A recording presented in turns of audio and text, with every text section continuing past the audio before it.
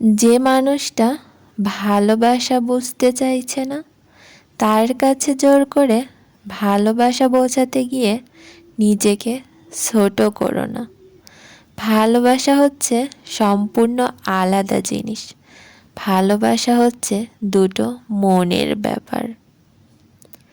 যেখানে দুটো মনের মিল নেই, সেখানে ভালোবাসা হবে কি করে?